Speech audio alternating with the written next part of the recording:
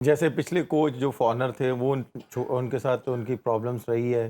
تو وہ چھوڑ کے چلے گئے ہیں. میں تو پہلے تو دعا کرتا ہوں کہ اگر اس کے ساتھ اگر کانٹریکٹ ہوا ہے، اگر 1 سال کا ہوا، 2 سال کا یا 3 سال کا ہوا، تو اس سے وہ 3 سال کا کانٹریکٹ جو بھی ہوا، جتنا بھی کانٹریکٹ ہوا، اس کی وہ سروس لازمی لیں.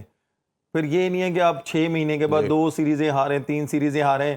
آپ کہتے ہیں جی نہیں جی ہمیں سوٹ نہیں کرتا، لڑکوں کو سمجھ نہیں آ رہی، لڑکوں کو اس کے ساتھ پرابلم ہے، تو آپ وہ کانٹریکٹ ختم کر دیں. تو اس کا 3 سال کا اگر کانٹریکٹ ہے، 3 سال کے آپ اس کو پیسے دیں، 6 مہینے آپ اس کی سروس لیں، اور اس کے بعد اس کو کہتے ہیں جی آپ جائیں. اس کے بعد پھر آپ پاکستانی لے کے آتے ہیں یا کوئی بھی کوچ لے کے آتے ہیں، تو پہلے تو یہ اس پہ ذرا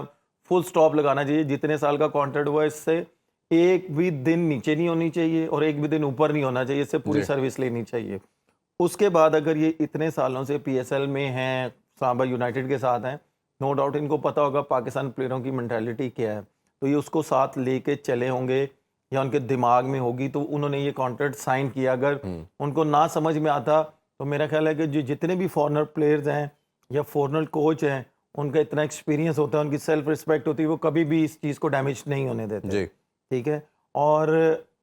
جس طرح انہوں نے ڈیسیجن لیا ہے تو ہوپ فلی انشاءاللہ تعالیٰ کہ پاکستان کی ٹیم کو وہ اوپر لے کے جائیں گے.